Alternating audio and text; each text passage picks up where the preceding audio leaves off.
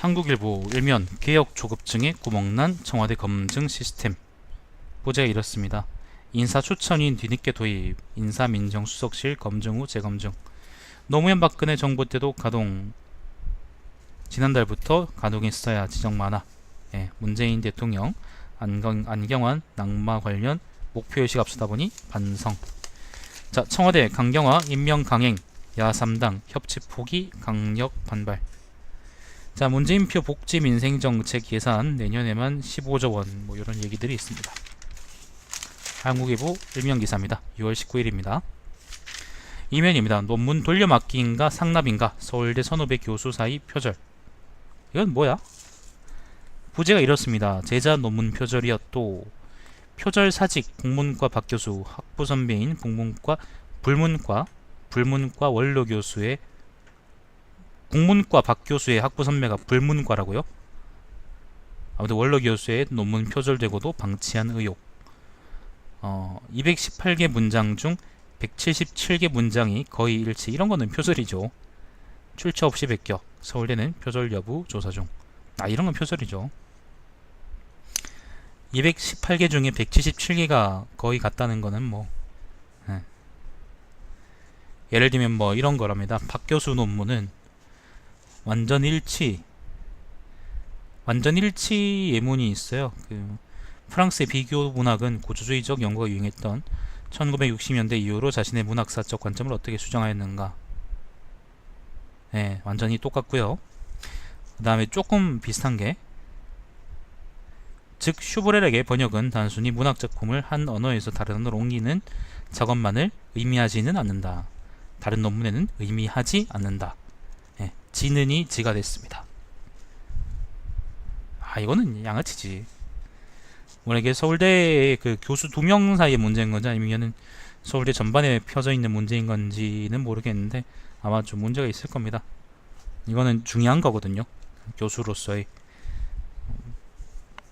그럼 서울대 말고 다른 대학들은 문제가 없느냐? 문제가 있죠. 다들 바꿔나가야 될 문제인 거죠.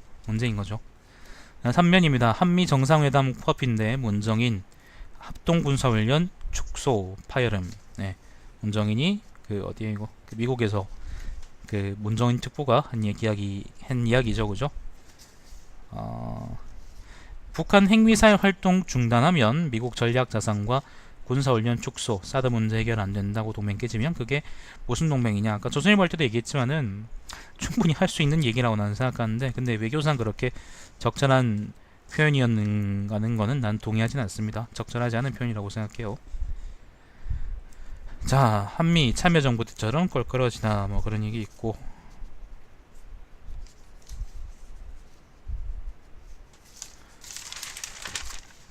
사면입니다. 시간 촉박하다며 정무직 판단 단계도 안 거쳤다. 도마울은 부실검증. 참여정부 때 시스템을 안 따르고 인사배제 5대 원칙 안 지켰다. 음주운전 논문 표절 문제 등의 청와대 인사민정 라인 과부하 해명. 한번 읽어보십시오. 좋은 글일 겁니다. 한국일보가 이런 거 잘하거든요. 자, 5면입니다. 야권 국회 일정 보이콧 카드 만지작. 그 다음 홍준표 얘기 하나 있고, 6면입니다. 판사들 사법부 개혁 대법원장 사과 이끌어낼까. 8년 만에 100명 한자리 모여 사법행정권 남용 재발 방지 논의. 대법원장 인사권도 다룰 듯. 판사의 100명이 전국의 판사 100명이 이제 19일에 한자리에 모여 사법행정권 남용 사태에 대한 대책을 논의한다. 이 얘기입니다.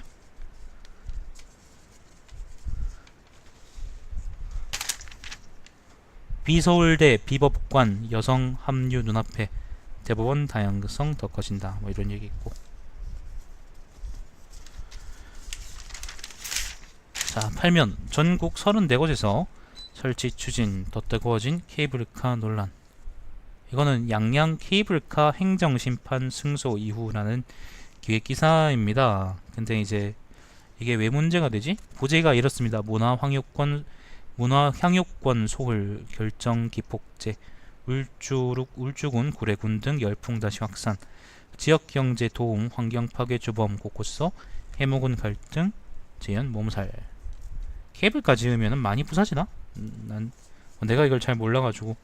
아무튼 그 산들 있잖아요. 예를 들면 설악산, 그 다음에 지리산, 그 다음 뭐 이런 그런 곳곳에 이제 뭐 관광객들 끌어모으려 케이블카를 많이 설치하는 모양인데, 근데 이게 문제는 이렇습니다. 뭐 이게 뭐 자연 파괴 그런 것도 있겠지만은 그보다 큰 문제가 운행 케이블카 20곳 경제성 엄격히 따져야라고 부제가 붙은 걸 보면은, 이게 아무튼 돈은 많이 드는데 실제로 사람들이 많이 타느냐라는 논란이 있답니다. 그러니까 그 경전철 있죠. 경전철처럼 되는 게 아니냐, 그냥 유행 따라 지었다가 좆되는 거 아니냐, 그런 논란이 있는 모양입니다. 자, 신면입니다. 고리 1호기 해체 돌입 완료까지 15년 이상. 탈원전 관련한 이야기고, 26개에서 10개 이하로 근로시간 특례 업종 축소.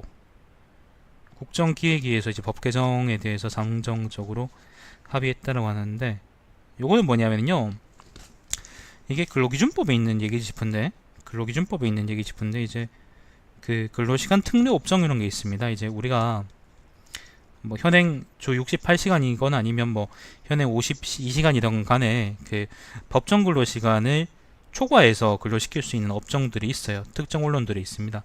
근데 요게 이제 26개에서 10개 이하로 이제 줄어든다고 하는데, 이게 줄이도록 이제 법을 개정된다고 합니다. 그러니까 노동자들의 처우가 상대적으로 훨씬 나아지는 거죠. 그런데 이제 어쨌건 이제 요걸 아예 없애지 않고 10개 이하로 줄인다라고 하는 거는 결국에는 뭐 여기 보니까 운송업과 의료, 위생산업, 영화 제작 및 흥행업은 포함 여부가 확실하지 않기 때문에 이게 그쪽 분야에 대해서는 실효성 있겠냐, 뭐 이런 그 얘기가 있는 모양입니다. 우리가 좀 생각해봐야 될 문제일 것 같아요. 자, 12면 사회면인데 카시어링 사고 정직한 신고자만 덤터기. 카시어링이 뭐야? 카시어링이 뭐지? 렌트하고 다른 거겠지? 자, 13면 친구 용돈 액수 조사하면서 통계 배워요. 뭐야 이거는?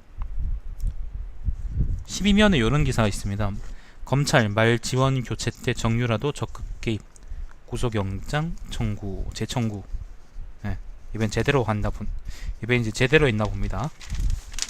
저번에는 되도 안 한 걸로 했더니 빠꾸 먹었죠. 14면 별거 없고, 15면 블루칼라 안 보이는 마크롱당 노동개혁 잘 될까, 요런 프랑스 관련한 소식이 있고요.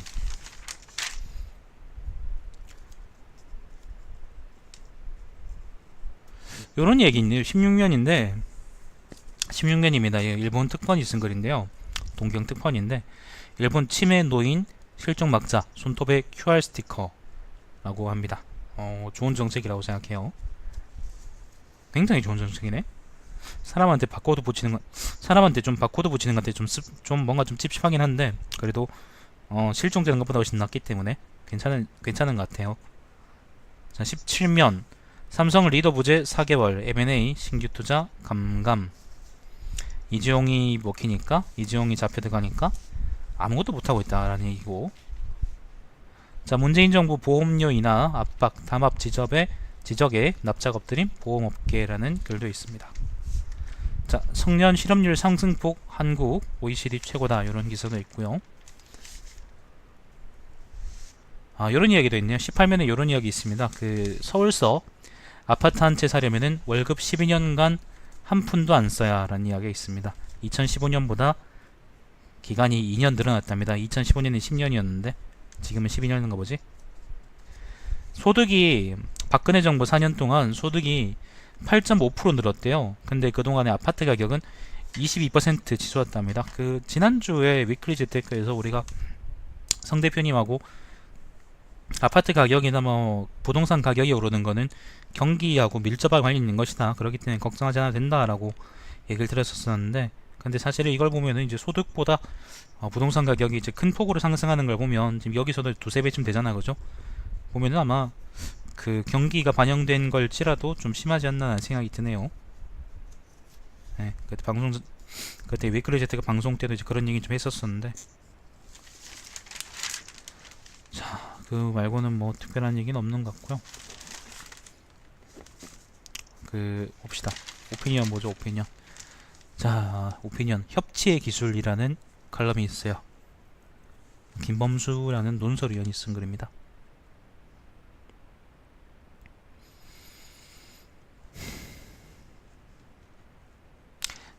마지막 문단만 읽어볼게요. 새 정부 출범 때부터 장관까지 포함한 인사청문회가 열린 것은 이명박근혜 정부 두 번이다. 첫 조각 때 야당 반대를 무릅쓰고 임명한 장관 등이 두 정부 모두 똑같이 6명이다. 야당은 우선 이 정도를 각오할 필요가 있을 것 같다. 또 협치가 아니라고 정부 탓만할 게 아니라 이론을 살피며 엇나가고 있지 않은지 여론을 살피며 엇나가고 있지 않은지 자신을 돌아볼 줄도 알아야 한다. 굳이 인사청문회에서 새 정부의 협치 의지를 시험대에 올릴 요량이라면 섣부른 장외투쟁 운운보다 좀 더 문제 있는 후보자를 겨냥해 설득력 있는 비판을 하는 요령을 발휘하는 게 나을 것 같다. 라는 이야기입니다. 좋은 지적이죠. 코끼리 곡선과 세계화의 포용성이라는 칼럼이 있습니다. OECD 대사가 쓴 글인데,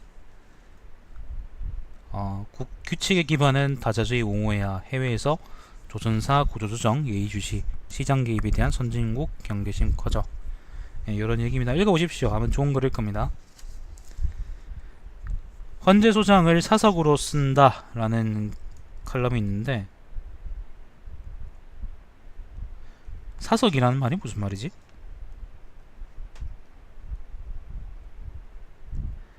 사석.